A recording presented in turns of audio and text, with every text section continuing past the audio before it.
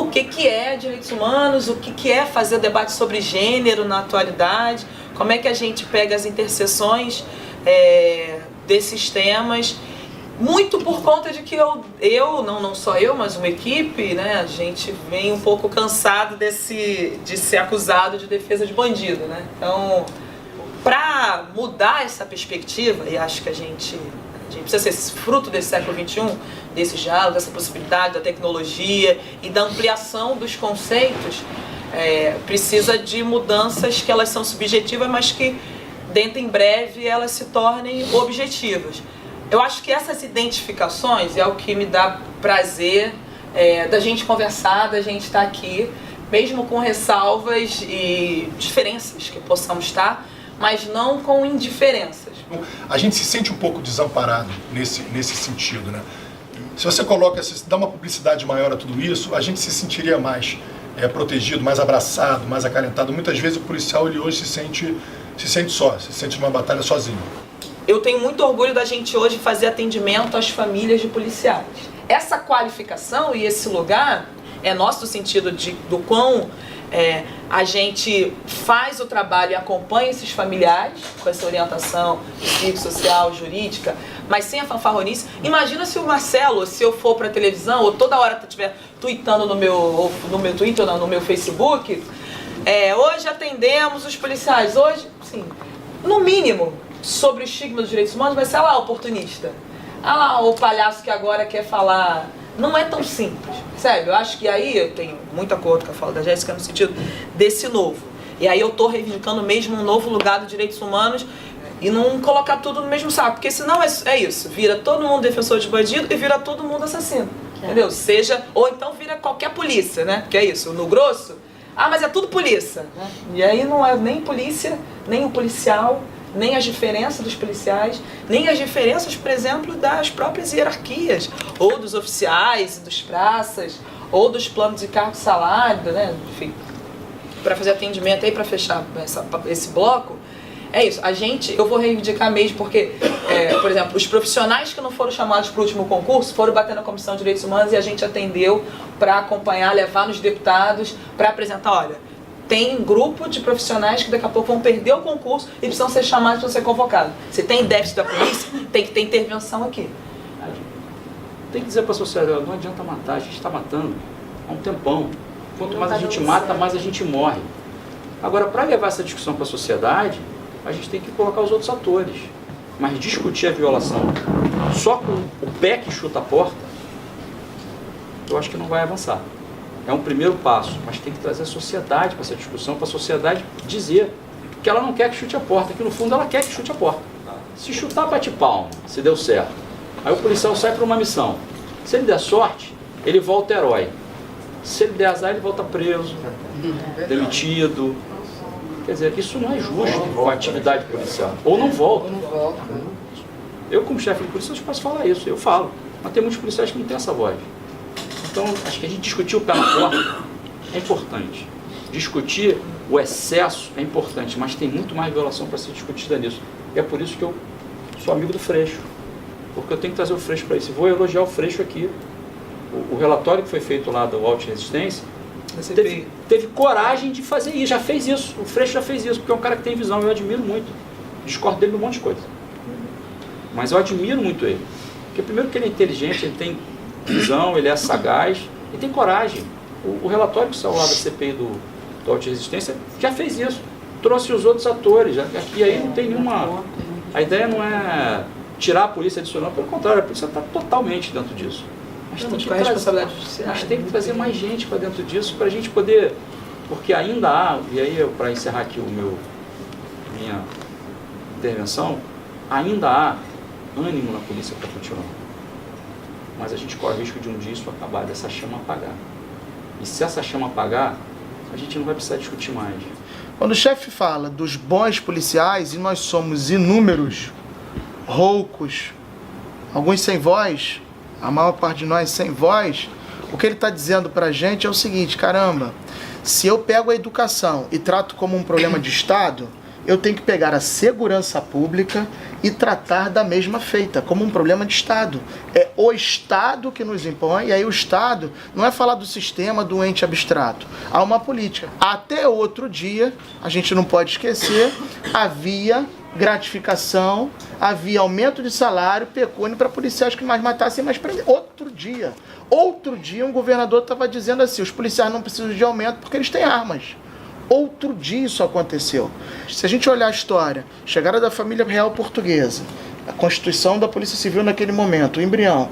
Se a gente olhar um salto histórico na ditadura militar, o poder constituído das Forças Armadas, para que as instituições policiais foram usadas. Se a gente fizer uma análise bem rasteira das manifestações de 2013, as polícias continuaram sendo usadas para uma defesa do poder constituído.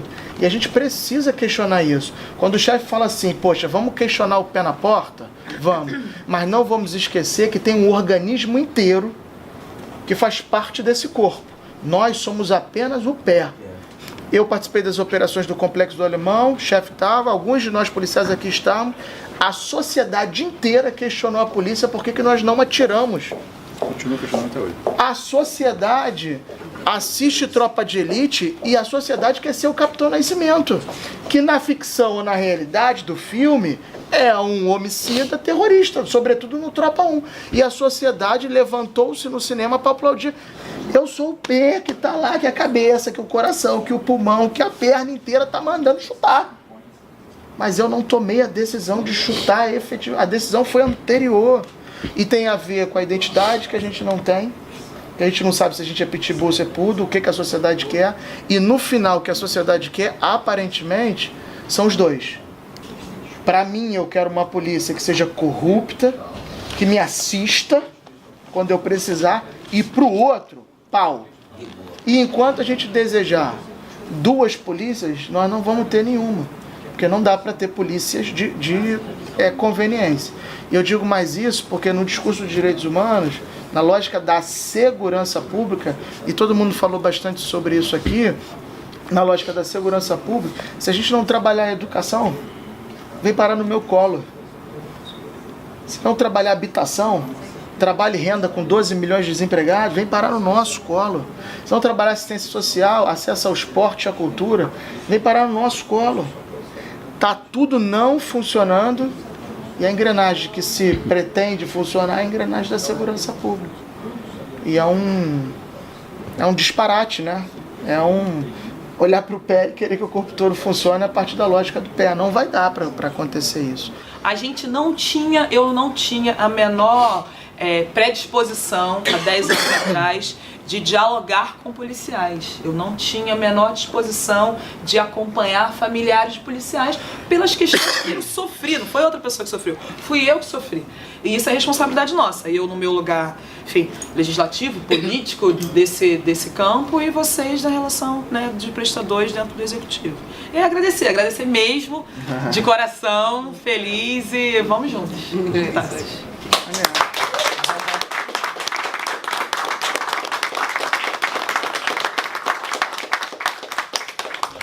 Estar na cidade da polícia, estar no Papo de Responsa faz diferença para a sociedade. Não é só diferença individual, nem para a Marielle, para mim, nem para o policial que está aqui. Acho que o centro de estudos que pensa as ações do dia a dia e que pensa as ações a médio e longo prazo faz uma diferença na relação do inquérito, nas investigações, faz diferença no tratamento quando alguma vítima, seja mulher, seja LGBT, chegue na delegacia, faz diferença numa intervenção policial, à medida que a gente falou sobre garantia de direitos. É a valorização de um centro de estudos que está pensando preventivo, que está pensando na prevenção e de uma segurança mais cidadã, né, e não uma segurança que viole.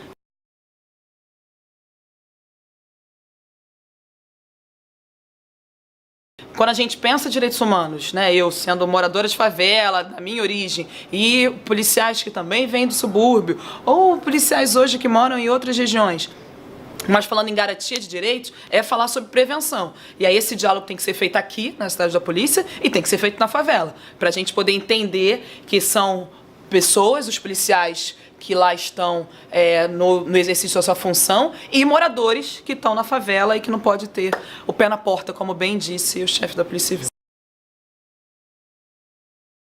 O Papo é um programa das relações humanas, assim. Né? O que a gente faz todo dia é construir pontes entre esses mais diversos mundos, muito focado na juventude, né? Nas nossas juventudes.